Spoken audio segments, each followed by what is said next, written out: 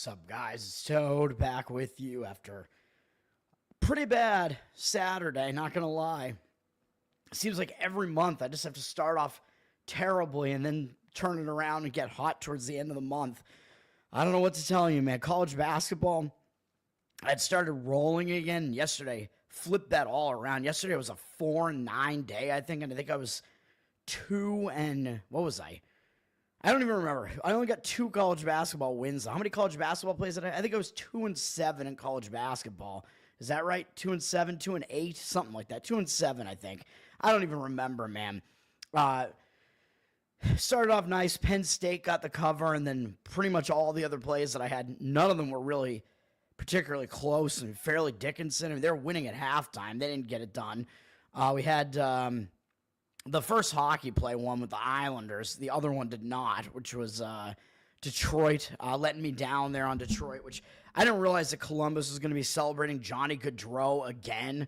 It's like, yeah, it's horrible what happened to him, but like, do we have to continuously do this just because it's the Stadium Series, like the home and home? Whatever, man. So I think gave Columbus some extra motivation, and that I've hurt my play a little bit there in Detroit probably.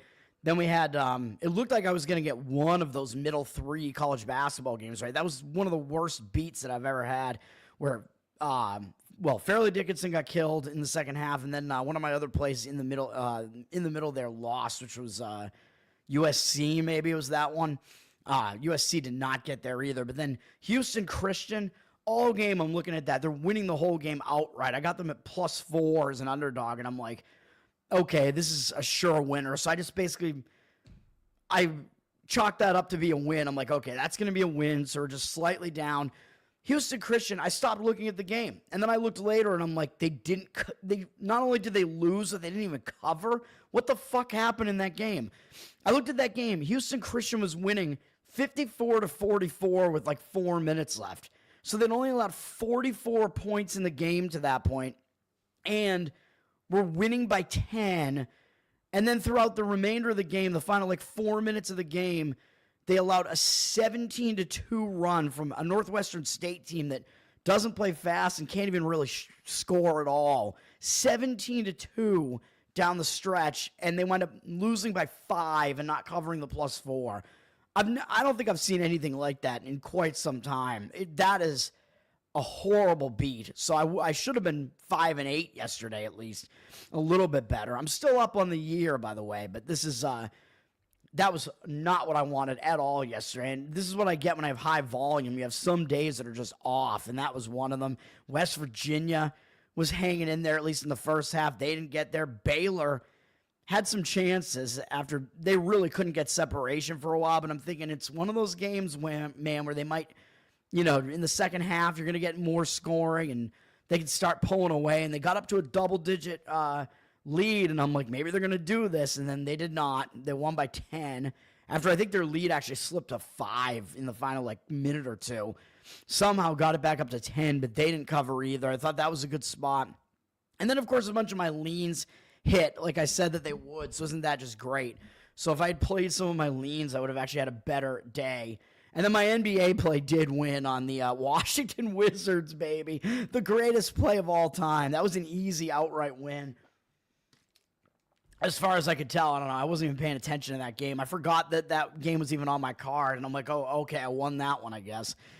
So at least there was that. So in the non-college basketball yesterday, I was 2-1. And in the rest, I was, that means in the rest of college basketball, I was 2-8. Yeah, so isn't that great? That doesn't even make sense. I think it was 2-7. Yeah, whatever. Let's move on to today. We got college basketball, of course. Sunday college basketball. Most of this isn't that interesting to me. I mean, we have the American Athletic. We got some not Atlantic Sun. Well, we do have Atlantic Sun. I'll talk about that towards the end. We got Mountain West, MAAC, Conference USA. Couple of big matchups in here. Big Ten going on. We got some Ivy. And we do have, a couple of Big Ten matchups and a Big 12 matchup. And then officially March Madness is about to begin, man. Not the tournament itself, but the first conference tournament starts with the Atlantic Sun where in their setup, 2 of their teams don't get in. The bottom 2 don't get in. So Bellarmine and West Georgia, I think, are out. So sorry to those teams. But the other 10 teams get in. And in their setup, they have, well, I'll talk about it when I get to those games, that they're playing tonight. And unfortunately, they're all playing at the same time. And they're playing at 2 different arenas, which, well, I'll talk about when I get to those games, because the way the Atlantic Sun sets that game up is a little crazy. All right, let's get through some of these other games first. Kennesaw and Liberty is actually a pretty big game, and I'm actually playing this game, which I should probably, VMI was the other game I lost in college basketball. Yeah, sorry. I still have my banners up from yesterday here. Let's, I'm going to try to get these banners in here. Kennesaw and Liberty here. I do have a play on this one. It is going to be Kennesaw State plus the points, if I can actually get this stuff in. That's going to be at plus 9.5 right now. Liberty looks like they're massively public in this game, man, and I like Kennesaw in this game. Liberty up from 9 to 9.5, 95% of tickets, 92% of the cash. This is at 1 p.m. Eastern. This is in the Conference USA on CBS Sports. So you get to watch it on CBS Sports. Liberty, yeah, they're atop the conference, but they do need to keep winning so that they can get that 1 seed. So they do have motivation to show up and play in this game. They do have a few games left, though. So this is the whole crux of this, even though this is senior night for Liberty. And yeah, usually I won't want to play on it against a team that's on senior night, but this is a sandwich spot for Liberty, man. So even though, yes, it is senior night, it is at home for them. It's a sandwich spot and road revenge for Kennesaw State. And Kennesaw State is trying to move their way up because they actually still have a shot to get, I forget how the Conference USA tournament is structured, but I think the top, like, maybe 4 seeds might get some sort of bye in the tournament. So getting up to that 4 seed is a big deal. And Kennesaw might still be able to get up there, whereas Liberty, if they're really battling between like the 1, the 2, yeah, you want to win the regular season conference title, but it's not the only thing that matters. But Liberty just beat Jacksonville State, man. That was a huge win for them. Close game. It was actually revenge for Liberty as well. And Jacksonville State is probably the second best team in this conference. Big win for them. Now they get Kennesaw, who they already beat on the road. Liberty staying at home, probably feeling a bit high on themselves. Already beat Kennesaw on the road by 8 points. And if you look at this game, Liberty, yeah, they had the lead the whole game. They were winning the whole game, but Liberty had a really good shooting performance in this game, 42.3% from three-point range. Kennesaw had a really, really bad shooting performance in this game, 39.1 from the field, 18.8 from 3. So I think you may see a little bit of a regression and progression here back to some sort of mean, because you're probably not going to get a ridiculously awful shooting performance from Kennesaw like this again. Probably not going to get this good of a performance from Liberty. Yeah, Kennesaw lost the turnover battle at home, so that's not great, but it was close. And the one thing that kind of stands out is that Kennesaw actually dominated the rebound battle. So they were actually dominating in the paint. So Kennesaw may be able to have, have the advantage on the inside there, the inside presence, which is one of the indicators that's more of a consistent indicator, like 2-point scoring and like paint presence and rebounding. That's stuff that's like repeatable over and over again, right? Whereas like 3-point shooting there can really be like a deviation there. Like there can be like a big, like kind of range. There's a bigger variance there. You know what I mean? There's less variance in all the 2-point and inside and paint stuff. So that's stuff that you can kind of rely on as being a more consistent metric. So that looks good for Kennesaw. Kennesaw, of course, is going to be motivated in this game, but Liberty, like I said, this is a sandwich. So on the other side of the sandwich, they got Middle Tennessee up next, man. And Middle Tennessee is 3rd in the conference right now. They're the other team that can realistically shoot for the 1 seed here. That is a big game for Liberty as well. And I don't know if they played Middle Tennessee earlier, or they did. They beat Middle Tennessee by 10 earlier this year, so it's not a revenge spot, but still, I think it's a sandwich spot. We're getting a lot of the public action coming in on Liberty. The other thing that's good about this is that Liberty, they're a defensive team, man. Ken Palm, he's got them 31st in defense. They play slow at 287th in tempo. So what we're looking at here is actually 2 defensive teams. Kennesaw, top 100 in defense as well. They play a faster pace, but if Liberty's able to slow down this pace and we're still getting 2 defensive teams here, that also makes it a better spot for an underdog to cover a big number. If you're getting fewer points, 2 defenses coming into play, if it's a slower paced game, that all kind of works out as far as the underdog covering the game. So I like that too. Total is up from 134, juiced heavily to the over, though, up to 138.5, but still a somewhat low total in this game. So I think we're expecting points to not be we're not expecting a ton of points to happen in this game. So I'm going to be on Kennesaw plus 9.5 there. Will, thank you, sir. Yesterday I was not, but like I said, the previous 2 days were so good that we finished February really strong, had a winning February after a winning January. I'm not going to win every month, though, okay? Like, I win almost every single year. Last year was only my second losing year out of, 18 years. 2015 being the other one, I believe. Month to month, yeah. My typical year, I'm going to have, I don't know, I would say probably 3 or so months where I actually have a losing month.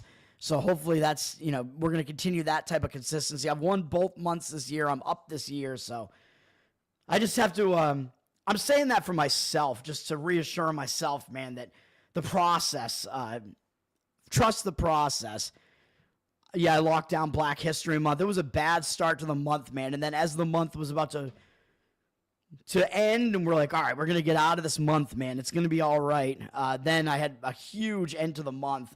Nate, thanks for hanging out, man. Wisconsin, Michigan State, 1:30 p.m., CBS. This is the biggest game today. Number 11, Wisconsin. Number 8, Michigan State. These are two of the best teams, maybe the top 2 teams in the Big Ten. Michigan State's up from 4 to 4.5, but we're getting some money on Wisconsin with 58% of the cash, 54% of the tickets. So my first thought about this game was that I would lean to taking the points with Wisconsin. I'm not going to play this game, but Michigan State is coming off that really dramatic win. They're coming off 3 huge wins in a row against Purdue, Michigan, which is a rivalry game as well. Then they went out on the road, Maryland. I lost that game. I played Maryland. Michigan State had the lead most of the game. Maryland made a late comeback, tied the game, and then Maryland, of course, did that stupid thing where they chucked up a bad 3, even though they could have looked for a better shot, leaving time on the clock, and Michigan State was able to get the rebound and fling up a 3/4 court shot, which there it is right there, I guess, and won the game on that very dramatic win. Now they're coming back home, but I don't think they're going to be unfocused because they're playing Wisconsin. I mean, this is a huge game for both teams. So you're going to see both teams show up in this game. So I don't think the situation is really that much of a concern, although Michigan State has had more travel, and they are coming off a hard-fought game, more dramatic win, whereas Wisconsin coming off kind of an ugly loss at home to Oregon, an upset loss, and then they stayed at home and beat Washington. Easy win there. So Wisconsin has actually had the easier schedule leading into this game. So Michigan State might be the team that's more affected by any sort of fatigue coming into this game. Wisconsin has less travel as well because they were just at home, and now they're just going over to Michigan from home. So for all those reasons, I do lean to Wisconsin still. Wisconsin also, Kempom has them as actually the better team slightly. He has them at 9, Michigan State at 10. He's got Michigan State as the better defense. Wisconsin is the better offense. Both of these teams kind of a mid-tempo style. They can both kind of play up-tempo or slow down depending on what they want to do. Wisconsin is the less lucky of the 2 teams, according to Kempom. These 2 teams are so closely matched, man. And then they both have a very similar strength of schedule as well. But Kempom does have Wisconsin as the better team, and that's telling you this line, at least according to him, is a little bit too high. I don't know if there are any injuries on the side of Wisconsin, but Kempom, I think, has Michigan State winning this game by about 3. So the line, I think, is a little bit high, 2 or 3. So line value, I do think, is on the Wisconsin side, with them just kind of always being under the radar, and Michigan State kind of being hyped at this point and looking really good and really hot so far. But there are some matchup concerns there, as Wisconsin is a 3-point shooting team. Michigan State is good at defending the 3. And like I said, 3-pointers do have more variance. So Wisconsin, if they go cold or they can't hit their 3s, they could have an off game. They need to be hitting those things. Whereas Michigan State is more of a 2-point team, and Wisconsin is actually, I mean, as is usually the case, Wisconsin's a bit undersized still compared to Michigan State. So Michigan State may have the advantage on the inside. So the matchup may have some things that are in favor of Michigan State there. But I'm not going to play the game. I don't really see any huge reason to play this game one way or the other, but it's going to be a good game, man.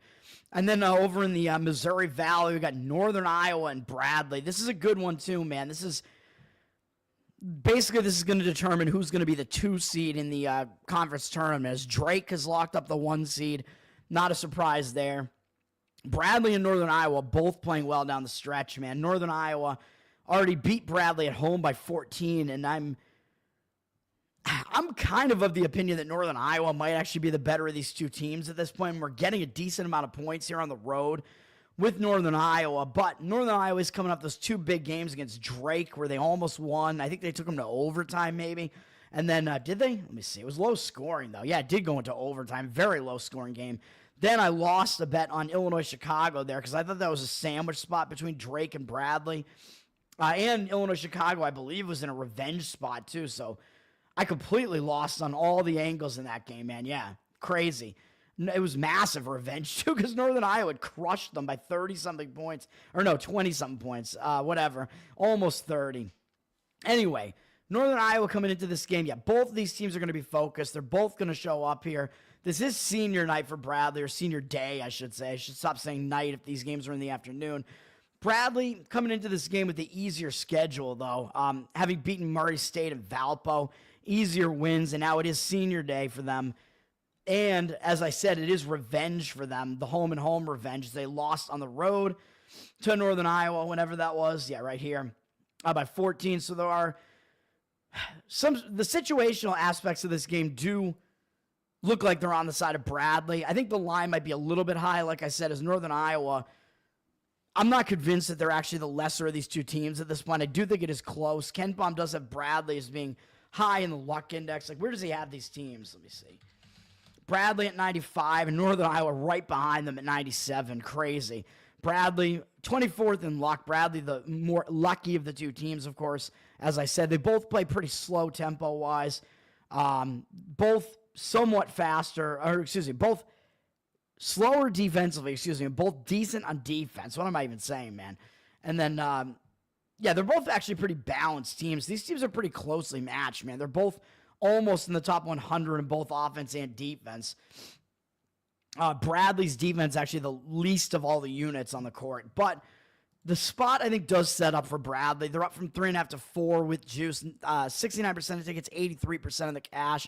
So the money is coming in on Bradley. Gun to my head, I probably would agree with that just because of how it sets up situationally, even though I do think the line is maybe slightly high on Bradley there. It looks like the situation would be good for it.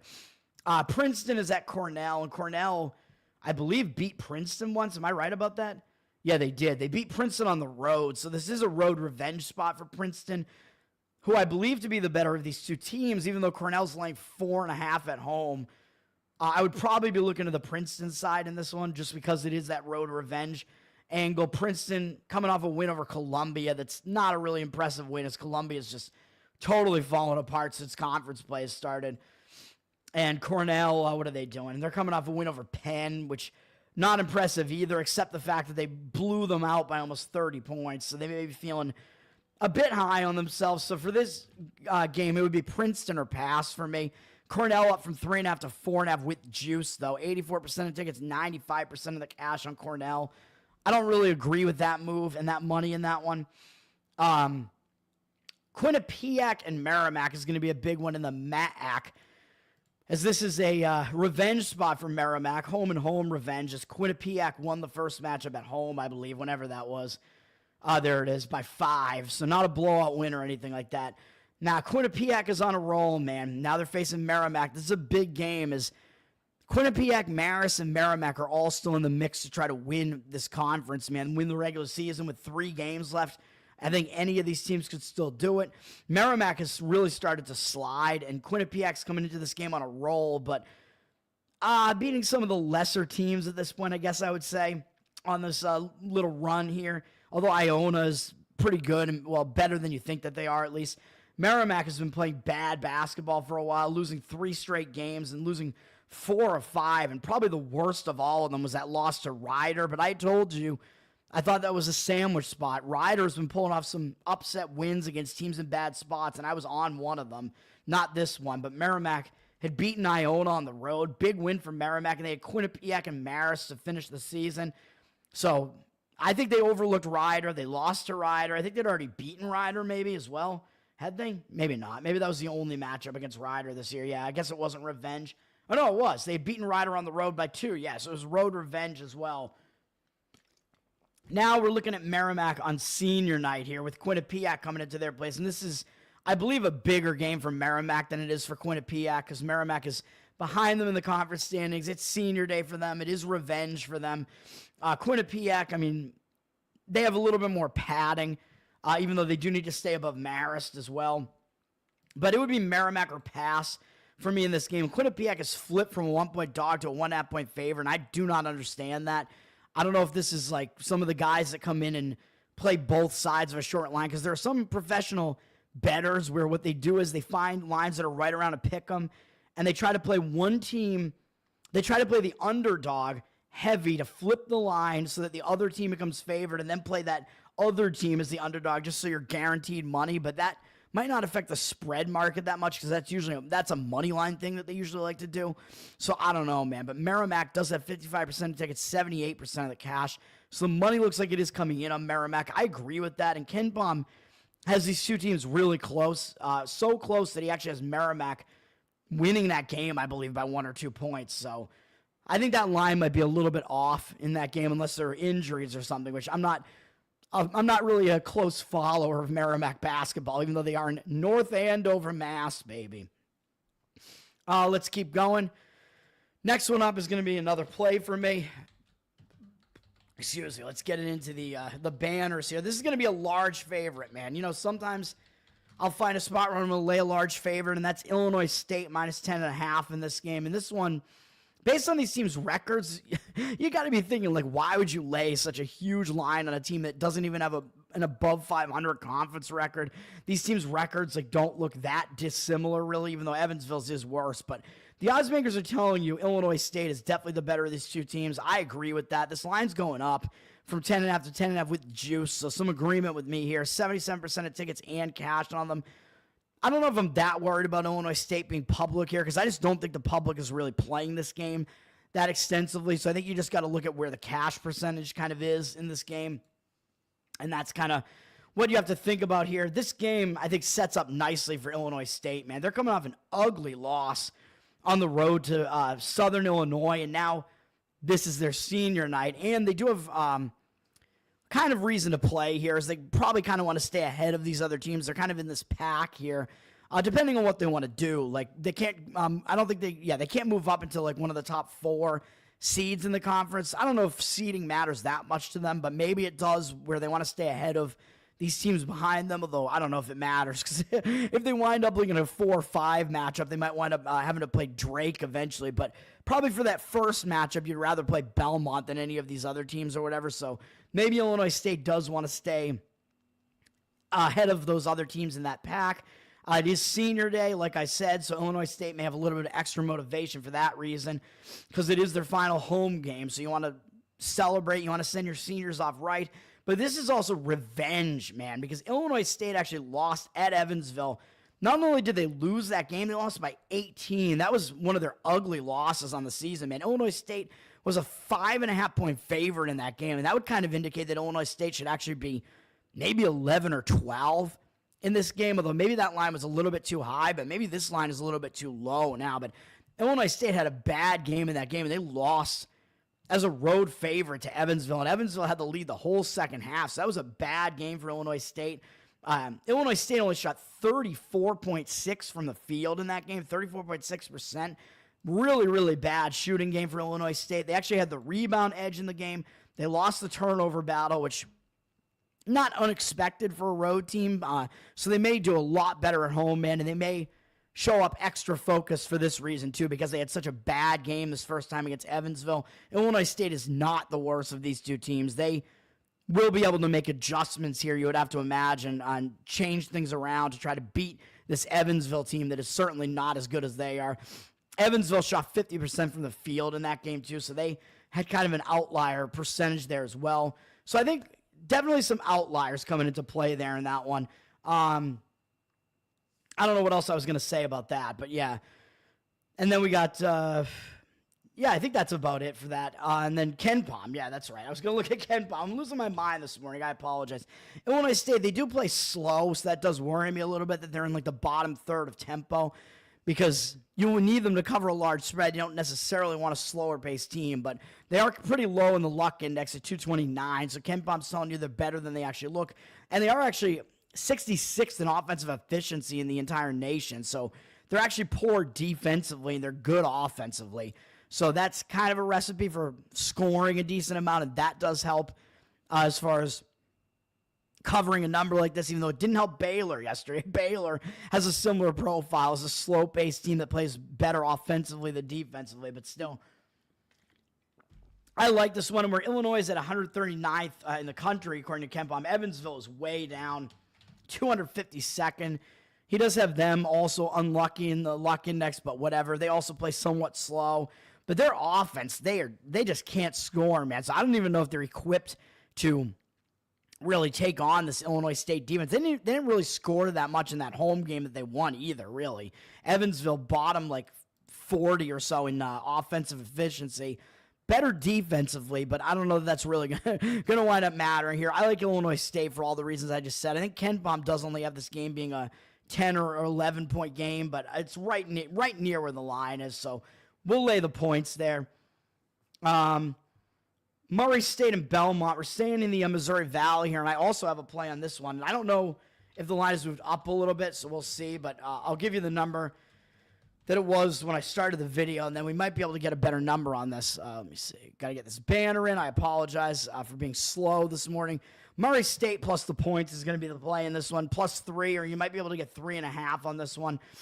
I like this one as well, even though this is senior night for Belmont, senior day, and it is on CBS Sports, so it is a highly televised game, so they may have reason to show up for all that, but Belmont is locked into the 4 seed, man. They don't need this game. They cannot move up or down as far as their seeding in the Missouri Valley. And yeah, sure, they're going to want to win on senior night on CBS Sports, but I don't know if that's going to be enough of a motivator. Like, yeah, sure, they should show up, but they're also going to have to win and cover if you want them to cover. And the price that they're laying actually looks short, right? Like, if you look at this line, look at these teams' records. Belmont, way better looking record, and they're only laying a small price here. It looks pretty easy to play Belmont in this game, and I just don't think it's that easy. The books are not throwing money away. Belmont up from 3-3 with juice, so you might be able to get 3.5 on this. 88% of tickets, only 77% of the cash. I think KenPom has this number right around 3 as well. So Belmont looks like they're going to be public with less of the cash on them. Belmont on a nice run. They've won a couple of games in a row, but their most recent game beating Missouri State. I mean, that's the worst team in this conference. Not an impressive win. Now, yes, it is senior day, but there are some situational angles here, man. Of course there are. That's what I look for, all situations. Murray State, they played them already, and they beat them by 18 points on the road. Belmont did. So this is a big road revenge spot for Murray State, man. Murray State lost this game badly at home. It's 4.5-point favorites, by the way, which is about in line with what this number is. So the odds makers are actually telling you Murray State might actually not even be the worst of these two teams, even though their record looks way worse. Murray State has definitely fallen down since then, so I'm not going to say they're actually the better of these two teams, but I think it is close, and the odds makers are kind of telling you that it's close. Murray State, losing this game at home by 18 is just disgusting, man. And look at the shooting percentages in this game. Both teams did have good shooting percentages from the floor, but Belmont, 45% from 3. The rebound battle was close, and Murray State had an awful turnover performance, especially for a home team, losing 16-8. So if they can clean up those mistakes, you got to expect this game's going to be a lot closer than that one was, and you're probably not going to get Belmont shooting out of their minds from 3 like that again. That's kind of an outlier. They hit 9 threes in the game, although Murray State actually hit 10. They just took way more, I guess. So I don't know what I'm thinking, man. So Murray State did actually have the advantage from 3-point range, but whatever. It was really mostly the turnovers. As you can see, Belmont had way more field goal attempts and they had way more free throws. So that did it as well. 27 free throw attempts to 15. So that's pretty lopsided as well. You usually don't see free throws that lopsided, especially in favor of the road team. So I don't know. The thing that we're going to take away from that really is that Murray State couldn't hold on to the ball in that game. And if they're going to be the team to make adjustments here, which they should be, just like I said with Illinois State, Murray State's not that much worse of a team than Belmont here, and I think they can make some adjustments here and get this thing, tighten up that ship and get this thing right and come in and get a good performance this time. I like it for all those reasons, even though I am fading a team on senior night. But other than that, like I said, Belmont, they're locked into their seed, so they can't move up or down. Murray State can certainly move up or down, so this game means more to them as far as seeding is concerned, especially I think if, I don't remember how this tournament is structured, but if the next 4 here, the 5 through 8, get like 1 bye or something in the tournament, that matters. So Murray State really does not want to fall down into this next group and have to play another game. So it does matter for them. They got to win. They got to try to win this game, man. If that's the case. So Murray State is going to be the play there for that reason as well. And then looking at KenPom real quick here, Murray State, they play really slow, fairly balanced. They're better defensive than better defensively than offensively. They're at 144th in KenPom's rankings, at Belmont 137th. So he's got these teams really close. Belmont does play fast at 39th in the country. So Murray State's going to want to slow this down. So there is a huge pacing mismatch here. But if Murray State is able to slow this thing down when they're on offense, I think that could help. And it could maybe try to throw Belmont out of their game a little bit. Belmont, as I do usually say, the home team is the more likely team to be able to control the pace. But maybe not in this game if Belmont, is not totally focused on this. Murray State is also the better defense, significantly so, at 140th in defense. Belmont, 278th. So Belmont actually pretty poor defensively. They're almost all offense. They're an offensive, fast team, and KenPom has them way up in the luck index at 23rd in luck. So he's telling you they are overperforming, and Murray State kind of underperforming at 279th. So he's telling you there isn't as much that separates these two teams, which is what the odds makers are telling you. That is what I'm also telling you. And Murray State has also faced a slightly more difficult schedule as well. So all of that being said, they face a more difficult out-of-conference schedule.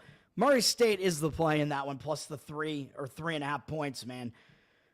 Missouri State at Drake, I'll just mention, even though, Missouri State sucks. I don't want to come in and try to play them.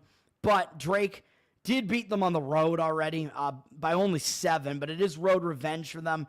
It is senior day for Drake, so it is their final home game. But Drake is already locked into their seeding, so I wouldn't want to lay the points with Drake here. I'm not going to come in and try to play Missouri State here, but I would not want to play Drake in this game. Drake is up from 14 to 14.5, 73% of tickets, 52% of the cash, though, coming in on Missouri State. So the money looks like it is coming in on the Missouri State side. Like I said, Drake, this game doesn't really mean that much to them, even though it is senior day.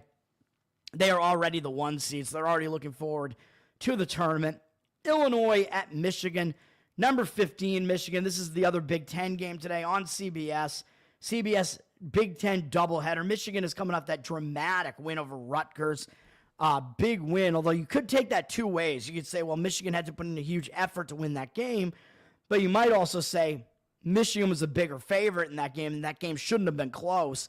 9.5-point favorite, and they got a scare there, so they should turn it around after that. And actually, Rutgers was winning a lot of that game, so I could see that going both ways, man. Michigan did have to put in a big effort to come back, but they also got scared by an inferior team. Now they got Illinois, and this is the only time they're playing Illinois this year, I believe. And then up after this, they do have bigger games against Maryland, which is also senior night for Michigan State in the middle of the week. And then they got Michigan State after that big rivalry game, obviously. So the remaining games are bigger than this Illinois game. So I would be hesitant to want to play on the Michigan side in this game, man, okay?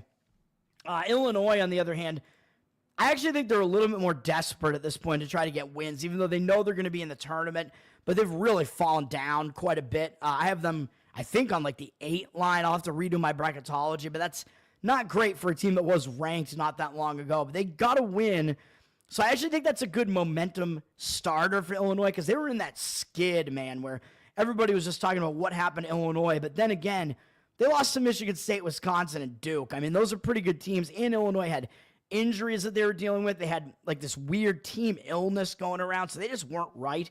And even though Iowa's bad, I think that was a good get-right spot for Illinois. And they didn't just beat them. They blew them out. So that's a good sign that maybe Illinois is getting something back here. So I actually prefer the Illinois side in this game if you were going to force my hand on this one. Michigan up from 3-3 with juice, 67% of tickets on them, but 54% of the cash coming in on the Illinois side. I agree with the market on that one. I would lean to Illinois in this one. I think the spot does set up a little bit better for them from the situational standpoint that I just laid out. And Ken Baum is still telling you Illinois, not really that bad, at 22nd in the country. He's basically telling you they should still be ranked. They're in the top 35 in both offense and defense. Very fast team. He actually has them ahead of Michigan, who he has at 25th. He's got Michigan 47th in the luck index and Illinois 287th. So he's telling you there's a big discrepancy in the way these teams appear versus what they actually are. He's telling you Michigan is a very lucky team, and that's, of course, because Michigan has so many close wins. That would do it. Michigan has probably the most close wins in college basketball, really. So that would do it. Whereas Illinois, yeah, they got some close losses, but he's got them down at 287th in luck. Michigan at 47th in luck. So he's telling you Illinois is better than they look. Michigan, not as good as they look. Illinois, the slightly better offensive team. Michigan, the slightly better defensive team. Both teams play fast, so Michigan probably will try to go up tempo, but that's what Illinois wants to do as well. Illinois likes to play even faster than Michigan does, so that's not going to be a concern for Illinois here. The pacing issue, there won't be a pacing mismatch there. And Illinois has faced the 6th toughest schedule in the country, too. Michigan at 24th isn't bad either. But so some of the metrics looking at here with Ken Baum is telling you probably there's a little bit of value in grabbing the points with Illinois, and there's some recency bias kind of factored into that number there. And I agree. Like I said, it would be Illinois or pass on the game for me. I am passing it, but I lean to Illinois for those reasons. Even Michigan, by the way, I will say, and I've tweeted it out too, that the fact that Michigan is winning all these close games is actually probably going to help them in the tournament because you're battle tested, man. You're tested in pressure scenarios. If you keep winning close games, you kind of need that going into the tournament because you know you're going to be tested in the tournament. You need the ability to win close games. So that is a good tournament metric to look at, really, even though it does make you look like you're undervalued. That does help you in the tournament. And, of course, Michigan has Dusty May there now, and he is a tournament experienced coach there. And they have Golden there because he brought him over from Florida Atlantic. So that's all good. Memphis is at UAB. This line is making it look so easy to take Memphis, man. It's actually down from 3-1 with juice, 1.5, 63% of tickets on Memphis.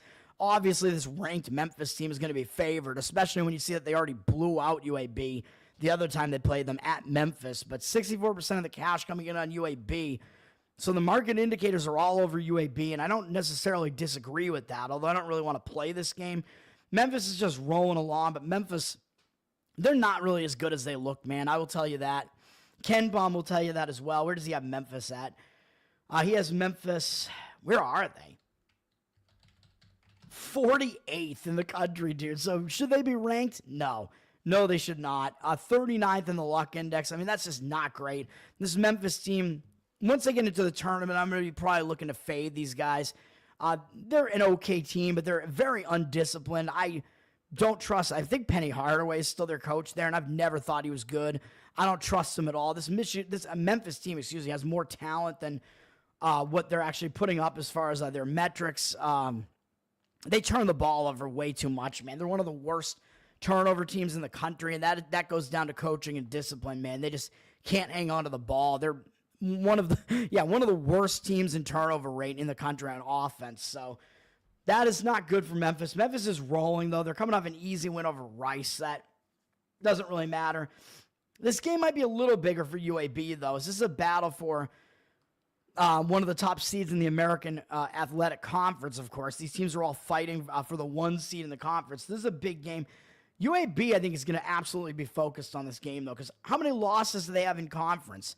3. They only have 3 losses in the conference. One of them was to North Texas, and they already got revenge on them, beating them at home. One of them was to East Carolina, who I don't even know if they played them twice. Nope, they didn't. So they couldn't get revenge there. But their only other unavenged loss is this loss to Memphis, and that was their worst conference loss of the season, man. Losing that game by 23 points and giving up 100 points. So,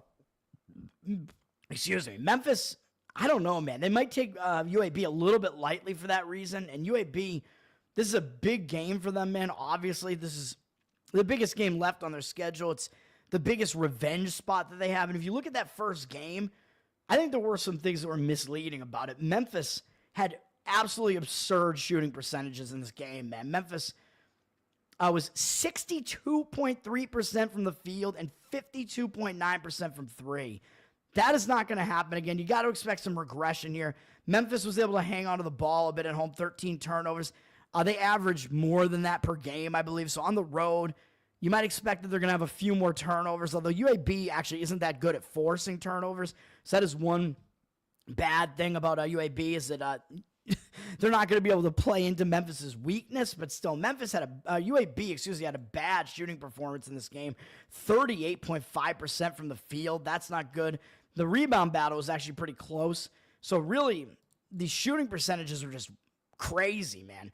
Just absolutely insane for Memphis. And Memphis, let's see. They had, nine made threes to 8. So actually, it wasn't that much of a difference between the number of made threes, but that percentage was just insane. Such a high percentage. UAB actually had more field goal attempts in the game, though. So that overall shooting percentage is crazy, man. Even though UAB had more field goal attempts, Memphis had 13 more field goals made, even though they had 4 fewer attempts. So that's kind of an outlier, man. You're probably not going to see that happen again, even though maybe it was because Memphis was getting some high percentage shots there. I do think Memphis doesn't take that many threes, even though they hit them when they do. I think they take more 2-point attempts for the most part, but still, it would be UAB or pass in this game for me for the situational reasons I just said and whatever else. And then we got my last play here on this card, which is going to be the one play where I think I might be going against the market read, but I'm going to lay the points with Kansas State against Colorado. I don't like the spot for Colorado here. Kansas State sitting at 6.5, 73% of tickets, only 63% of the cash. I don't love that the cash discrepancy is against me in this one, but I don't think the spot is good for Colorado for a whole number of reasons, man. Colorado's coming off a really 3 big games in a row, but they beat Baylor 2 games ago. That's a big game. That was at home. And then they also played pretty well at home against Kansas, although Kansas has been falling apart. Kansas is still a big-name team, man. That's a big game for Colorado. And Colorado was in that game like almost to the wire, man. It was a one-possession game in the final couple minutes of the game.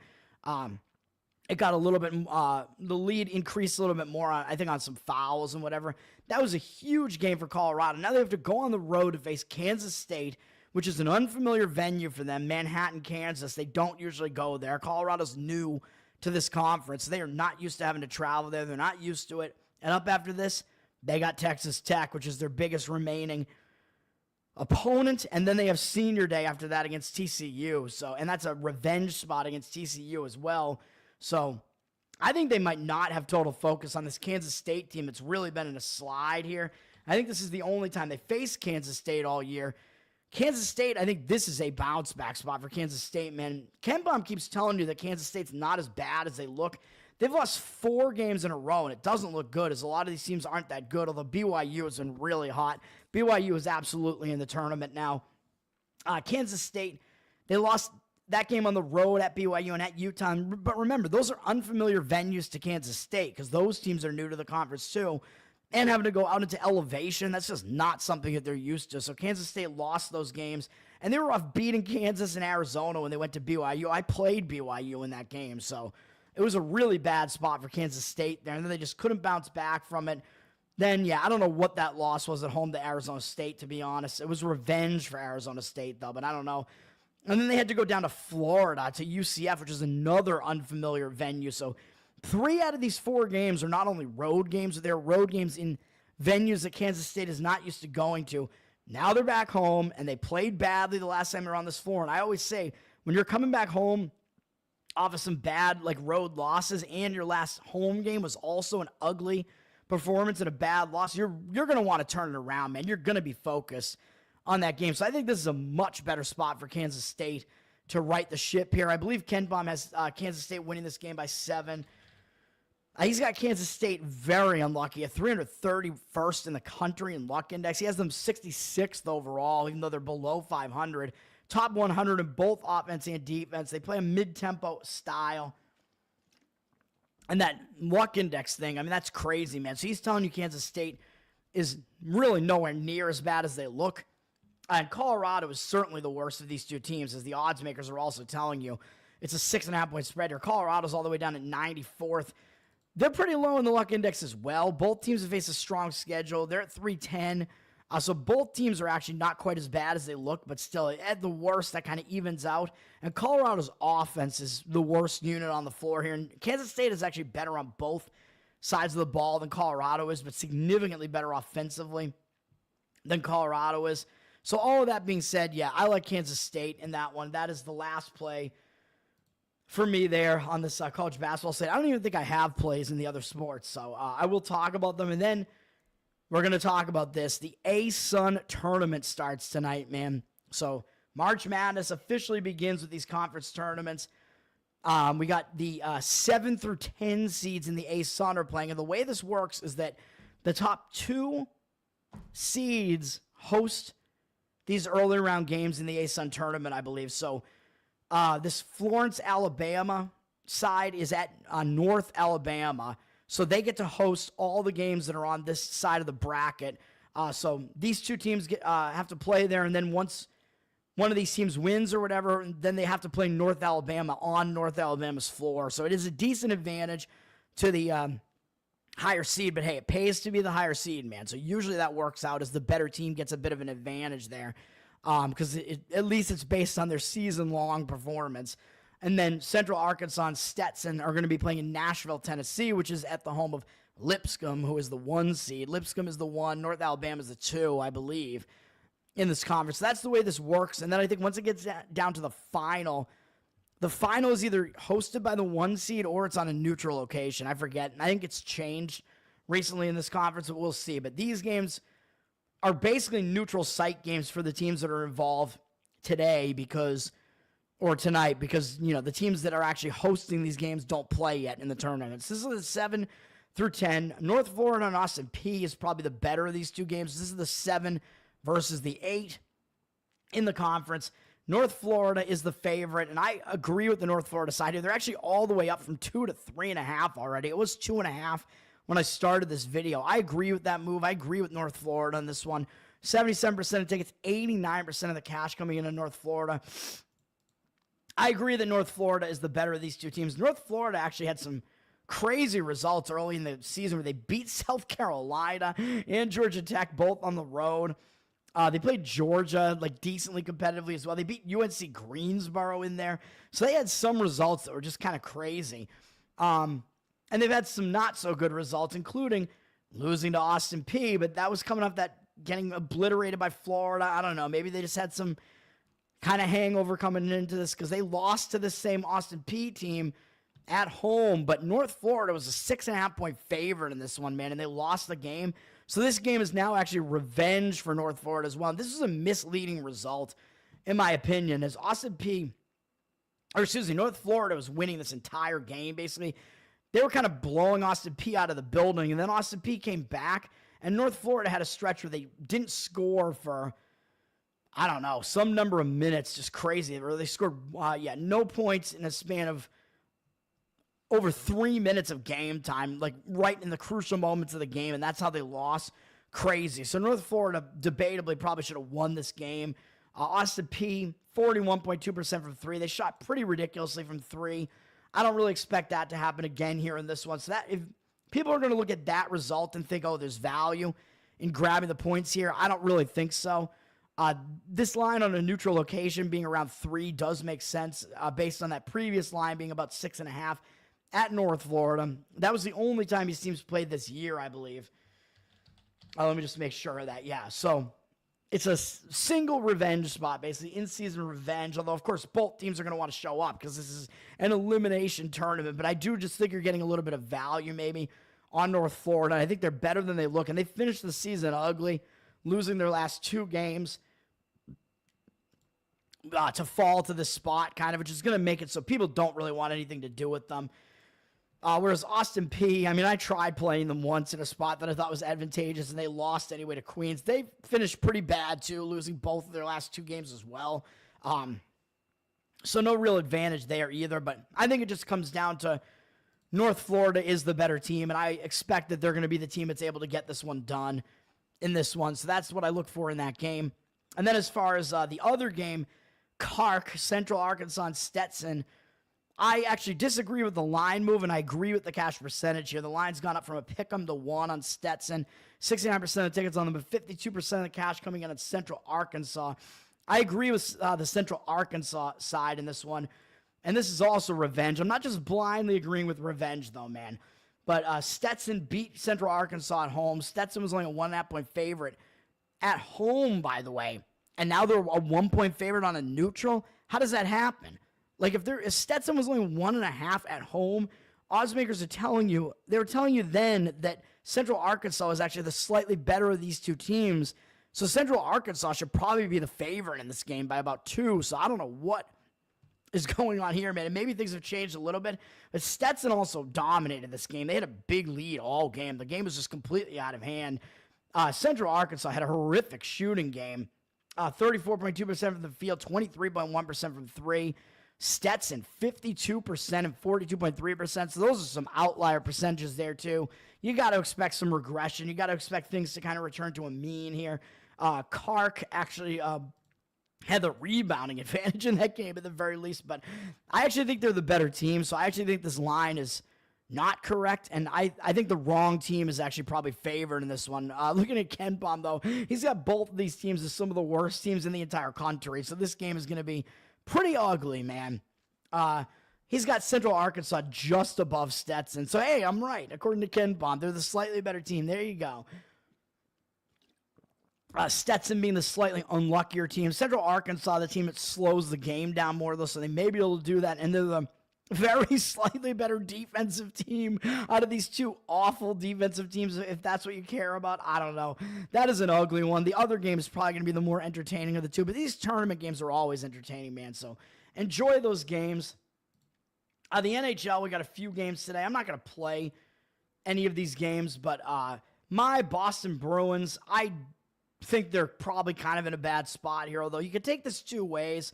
They won yesterday against Pittsburgh, so Pittsburgh's pretty bad, but Bruins did that with Korpisalo in net, so that's a good sign. They're able to win that game with their backup goalie in net, so that might help kill that losing momentum for them, so maybe they will be able to take that momentum forward with them to go into this game against Minnesota. But aside from that aspect of it, I don't like this because the Bruins are in the back-to-back. They got to travel up to Minnesota. Bruins just actually beat Minnesota at home right before the All-Star break. So this is kind of quick revenge for Minnesota, and I believe it was a shutout as well. Yeah, it was 3-0, and that was against Fleury, not Gustafsson. So I think you're going to get Gustafsson in net for Minnesota here and not Fleury. So Fleury has been the lesser of the two goalies for, I would say, for a while now.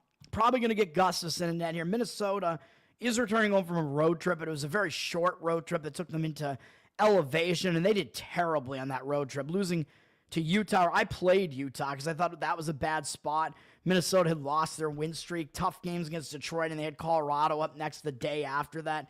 So, tough spot for them. And then they got killed by Colorado on the back-to-back, too.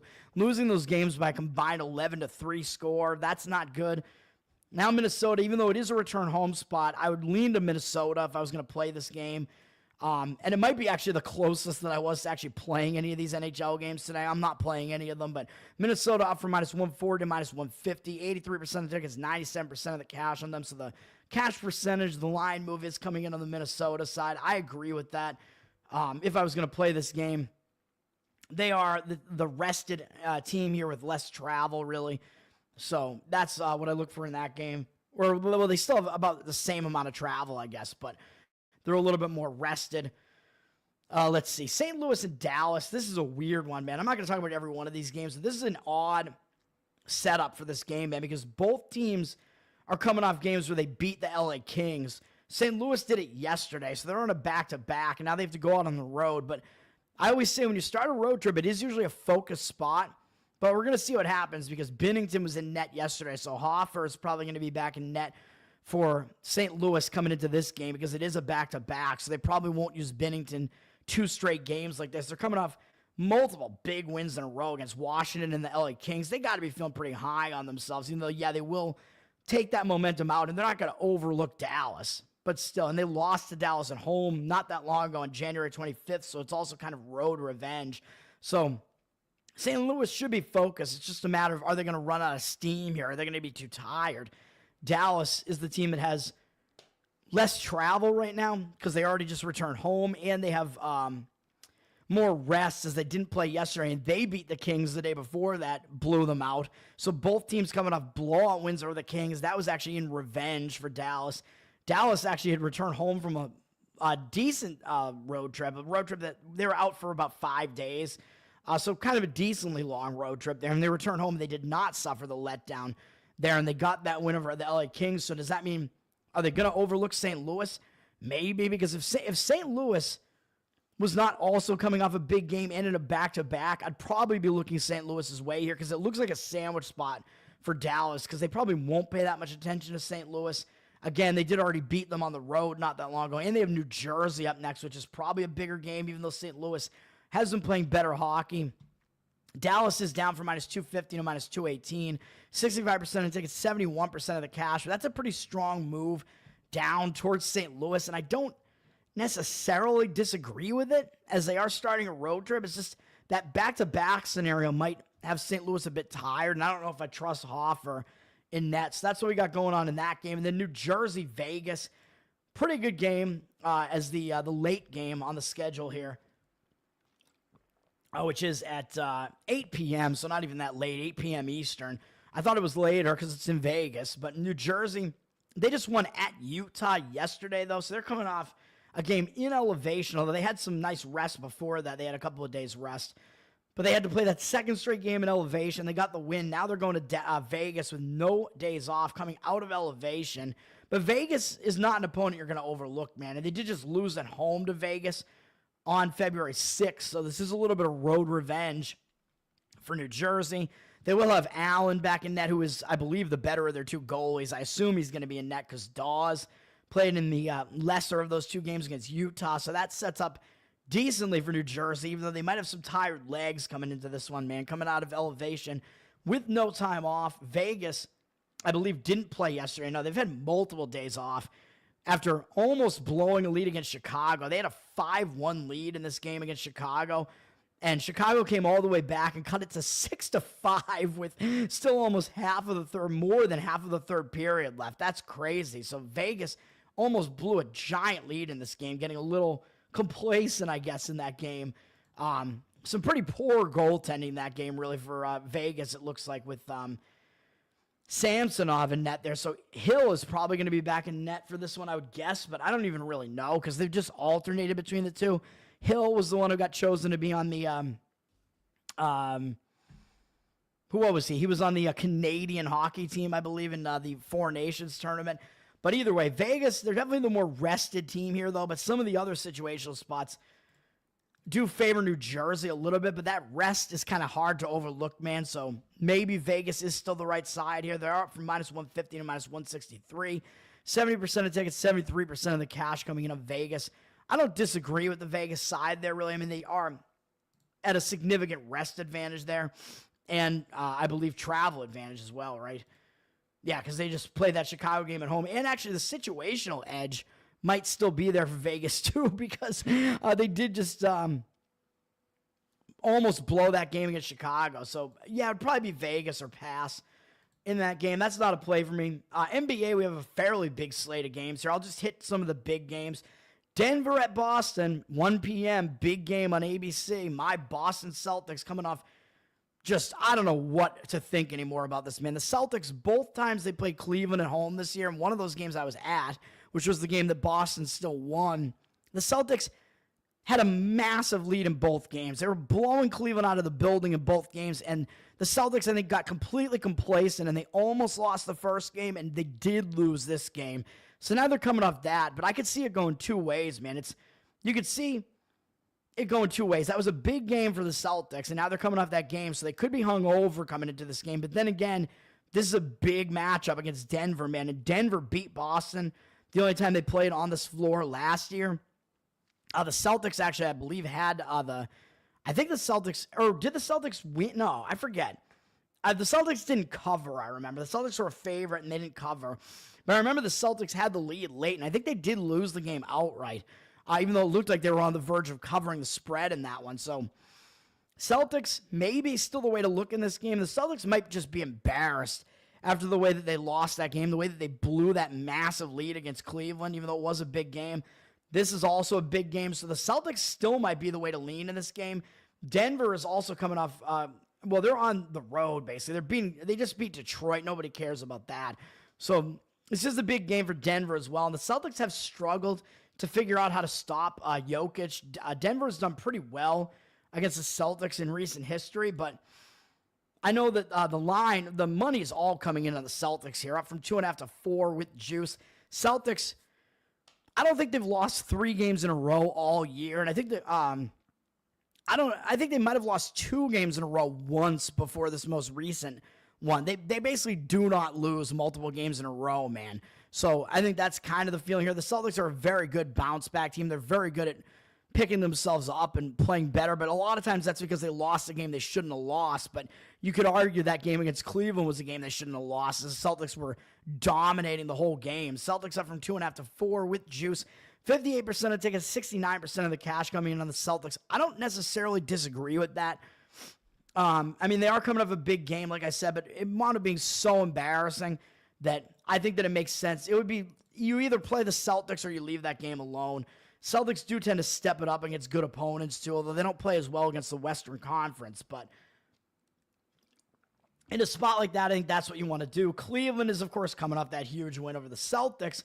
And if they had a big game up next, I'd probably be taking the points with Portland here. Portland is the closest that I would be to making a play in the NBA today. I don't have any plays today, but it would be Portland plus the points. Cleveland, they're coming off that win over Boston. Some of these games mixed in here weren't really against teams that are as impressive. Some of them were good, some of them weren't. They evened up the series with Boston. Big win, huge comeback as well. So they really had to put in an effort to do that. Now they're coming back home from that. I don't think it's a great spot for them, really. And they got to face this Portland team. It's kind of under the radar right now. Portland has been playing pretty well as of late. And I don't know that it's really that misleading, although they only beat bad teams in here. But still, they were playing competitively against some good teams in here before as well.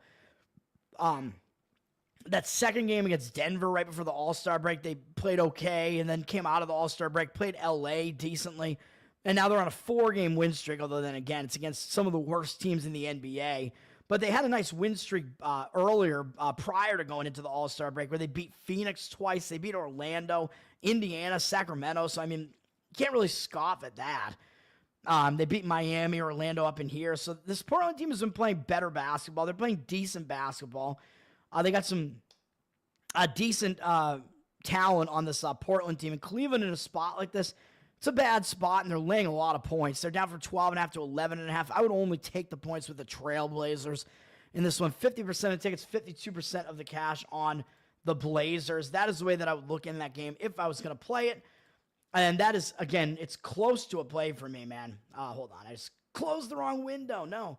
Or the wrong tab, I should say. All right, NBA here. So, lean to Portland plus the points in that one. Oh, let's see. And we got OKC and San Antonio. It's kind of interesting to me because OKC, I think it's a better spot for OKC in this game, actually. OKC, they're kind of just rolling right now. They've had a day off. They're in the middle of this road trip. They do have Houston up next tomorrow, though, so that would give me a little bit of hesitation that maybe they're looking ahead to that bigger game against Houston, and maybe they're going to overlook San Antonio here a little bit.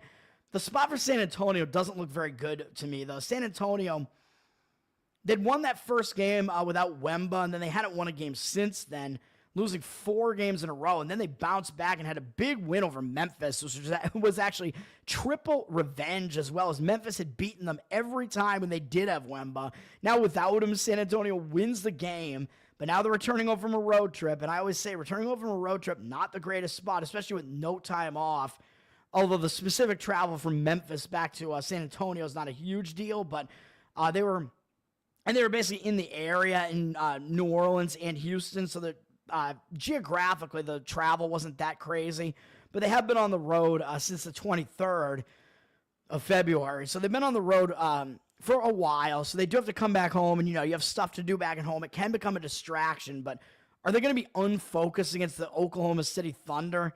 Probably not. It's probably more of a matter of is this amount of travel and not having any days off, is that going to like affect San Antonio and make them really tired? And the fact they don't have Wemba on this team anymore, maybe. So I might still lean to laying the points with the Thunder in this one. They're up from 12 to 13.5, 84% of tickets, 91% of the cash on. So money is coming in on the Thunder. Sometimes when you have a team that's not very good, and I would classify San Antonio without Wemba as not very good, and they're in a bad spot like this against a far superior team, a lot of times they just can't hold up. So we'll see what happens there. And then we do have Minnesota and Phoenix. I believe Phoenix is still looking for playoff revenge from last year, as I believe they're 0-2 against Minnesota this year. So maybe this is their spot, man. Minnesota's coming off kind of an ugly loss to Utah, but they are traveling. So this travel spot isn't very good, man, as they were in Oklahoma City, had to go down. They won, actually, against Oklahoma City. And then they had to go down to the Pacific Coast to L.A., then back into elevation to play Utah. Bad spot there for them, in my opinion. I actually played Utah in that game because it was a bad enough spot. Minnesota, I think, was without some of their players in this game, too. I think Edwards was suspended in this game. So they were without Edwards. They were without, let's see. Who else? Actually, that was basically it, I guess. They were without Edwards. That was the key component. Or I think they didn't have Gobert either in this game. It looks like, I don't know what's going on with him, but they, a couple of guys are out in that game for Minnesota. Now they're coming into Phoenix, and I don't know. Edwards, I assume, is back because he was just suspended for that one game, and now he's returning to the lineup, and that might kind of jar the lineup again. So I don't know. The travel spot just seems kind of weird now going down to Phoenix. So for this game, I would look to the Suns, or I'd pass the game. Phoenix is also coming off a game where they actually righted the ship, beating New Orleans. And I played Phoenix in that game, too, because it was a zigzag spot where they lost to New Orleans. It was a pretty unacceptable loss, really. They turned around and crushed New Orleans in the next game. Nice win to kind of get that momentum back. And now they got Minnesota, and, they're going to be still focused because it is double revenge plus playoff revenge. So triple revenge for Phoenix here. Phoenix sitting at 1.5, 86% of the tickets, 96% of the cash coming in on the Suns. You would think that the public wouldn't really want anything to do with Phoenix here because they'd be looking at this and thinking, this is a pick-the-winner situation. I'm actually getting 1.5 with the T-Wolves, who are the better team with the better record here. It looks pretty easy to take the T-Wolves. I would hesitate to do that, as, again, I don't think it's a great travel spot. The situational setup looks a little bit better to the Suns, for the Suns to me.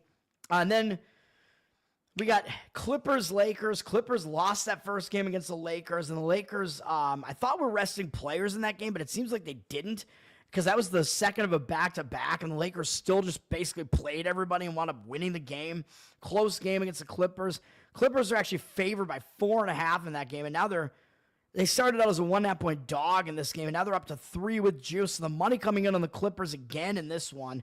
61% of tickets, 80% of the cash coming in on the Clippers. This game, technically a home game for the Lakers again at the Staples Center, as the Clippers have their own arena now. But, of course, the game is in L.A., and we know the Lakers have a bigger fan base, but Clippers fans probably do show up to these things as well.